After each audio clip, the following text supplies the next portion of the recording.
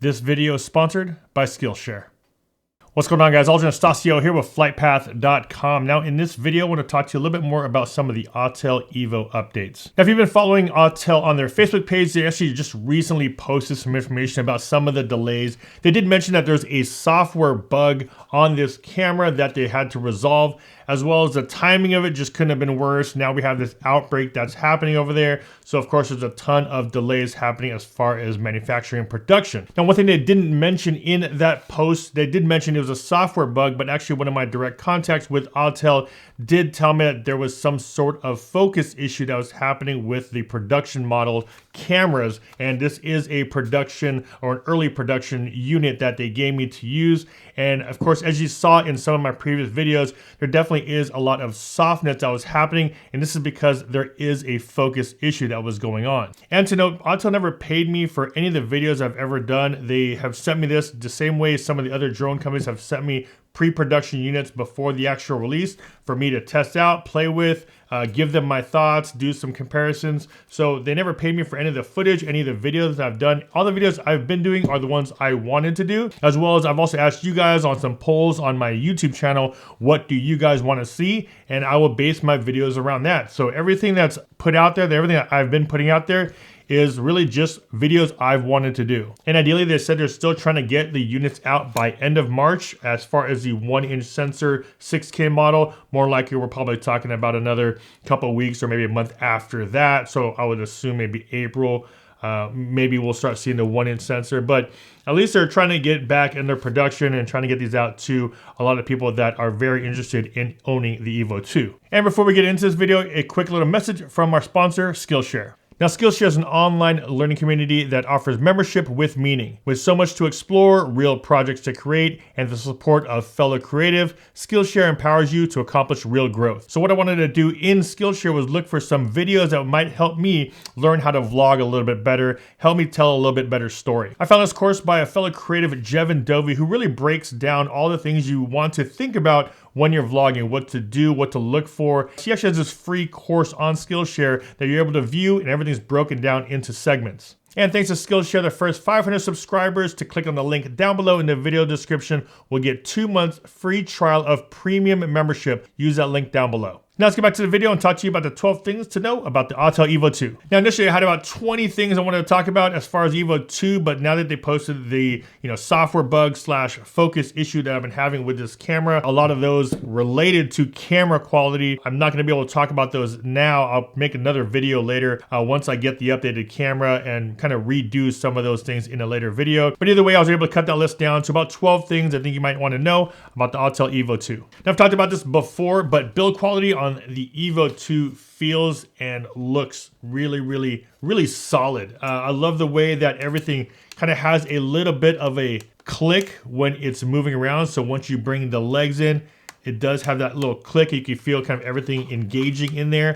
And this is the quality of the build in general, especially when you compare it to the EVO 1. The EVO 1 feels really kind of, has that cheap plasticky feel to it, but the EVO 2 for some reason just feels nice and rock solid. Now when it comes down to size, I did talk about this before in the past, that the EVO 2 is significantly bigger than something like the Mavic 2. So here is the Mavic and here is the EVO. And the one thing that I saw that really bothered me with the EVO was how the propellers stick out. As you can see here with the Mavic, everything is somewhat tucked in pretty well, but the EVO sticks out so that this actually makes transporting it a little tricky. Now they had that same issue with the EVO 1, as you can see here with the propellers sticking out like that, where on the Mavic, it's a little tighter in here. So as you can see, I'm able to bring in my propellers so that if you have to transport it,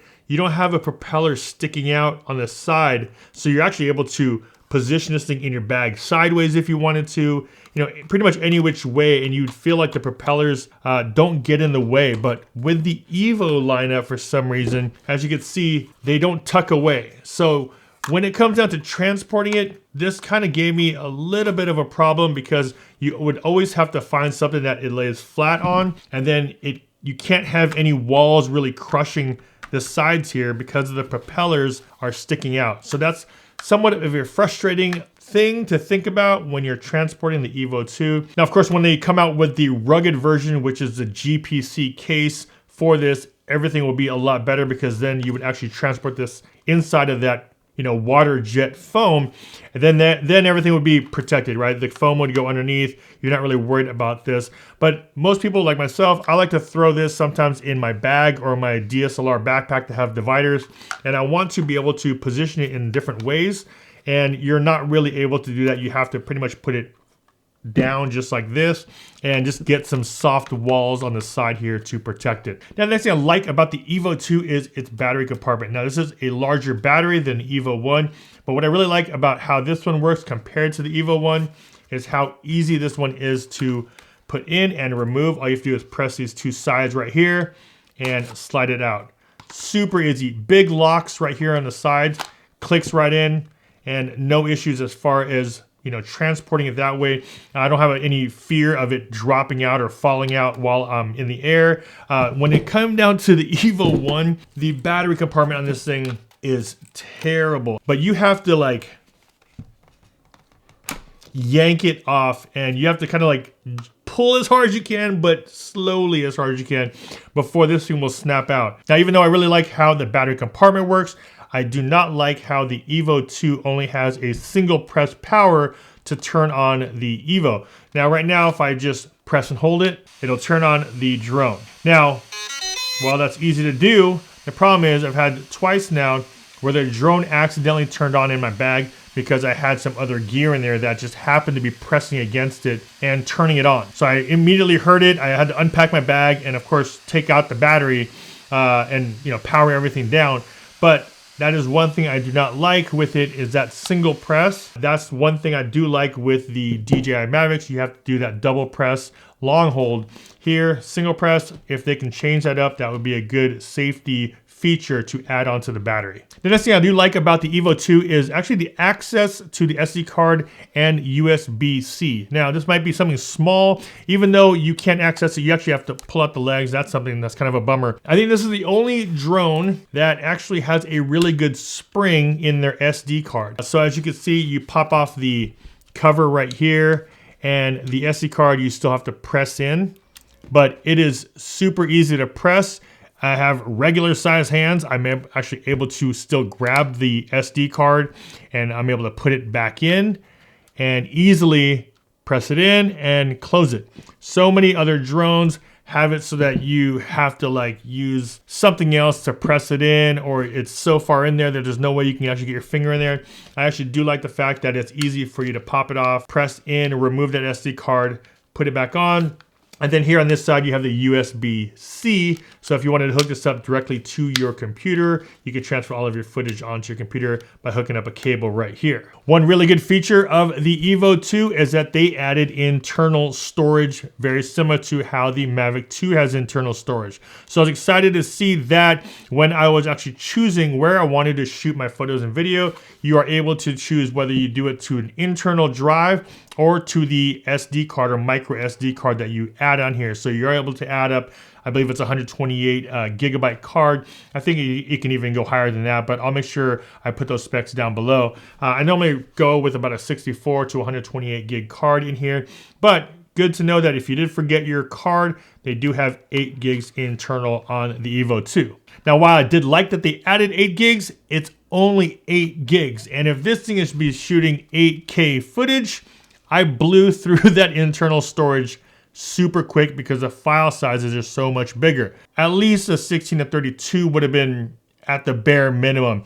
8K is great, but I'm only really able to get, you know, not that much footage with it because it really just sucks it up once you start shooting in 8K. Now, next thing we'll talk about is the obstacle avoidance sensors. Now, they do have it all the way around on the front, the back, the top, here on the sides and on the bottom. Now, it's really, really good that they have it all the way around, and they're all around and they're active. So you don't have to necessarily be in some sort of, you know, intelligent flight mode for the sensors to work on the side. Even if you're in standard GPS mode, not in sport mode, that the sensors will work. So if you're trying to get something cinematic and it does sense something on the sides, it will slow down. Now, when it comes to obstacle avoidance, though, I don't use it as much mainly because when I try to, fly and try to get anything that's somewhat cinematic, I'm normally close to an object. So if I'm close to something, I'm more likely gonna have to turn off the obstacle avoidance because of the fact that these are so sensitive. But nice that they have it on here.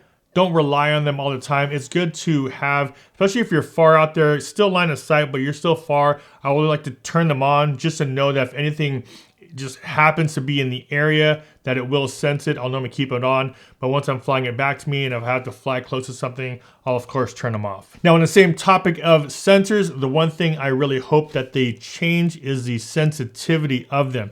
Now, while it's really good to have them on there, the only problem I found that even if I'm flying and I'm about 15, 20, 30 feet away from an obstacle or an object, it'll already start slowing down significantly. So even if I'm flying sideways and I know I'm pretty far away from something, but if it does sense it, it'll automatically stop and slow down, which means if you're trying to fly close to anything, and when I say close, I'm still talking 20 feet, 10, 20, 30 feet away, this thing will sense it and slow it down. So you'll end up getting some sort of like jerky motion in it.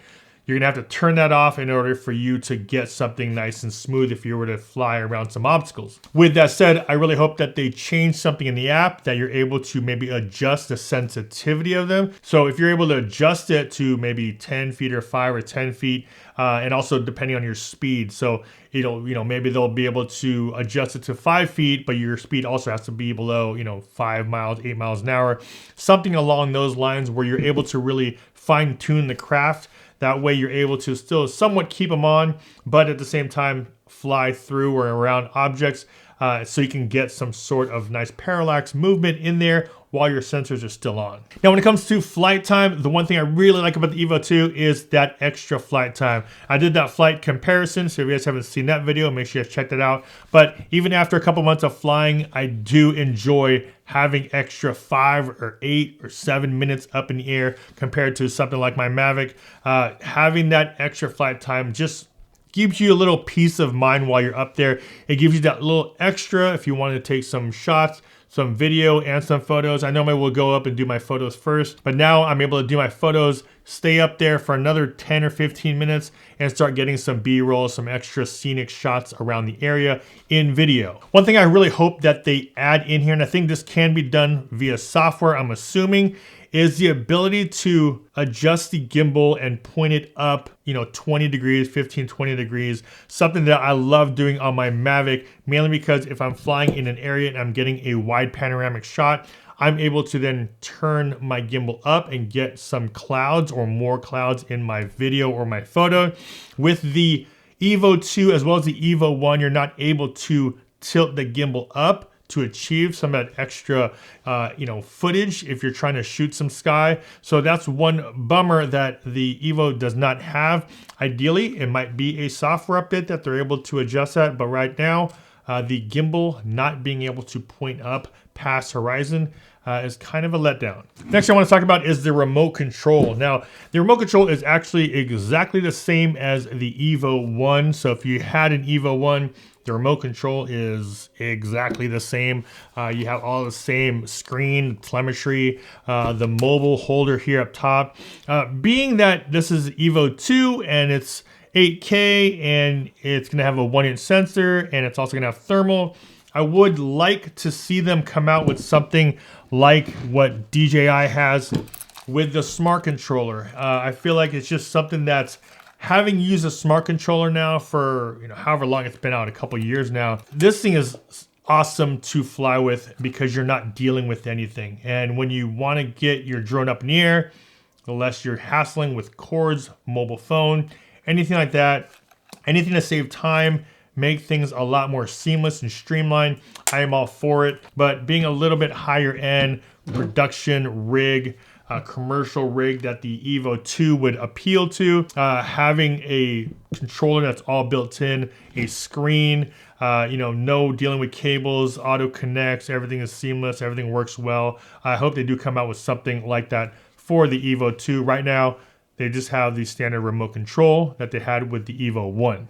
And my last one is just the intelligent flight modes that the EVO 2 has. Now, if you guys haven't seen my previous video about the flight modes, make sure you guys check above and down below. I go through all the modes of the EVO 2. And the one thing I did see that was missing, which ideally, again, I think it could be done with software, is missing things like the droney or the rocket. At least that's what they're calling it on the DJI side.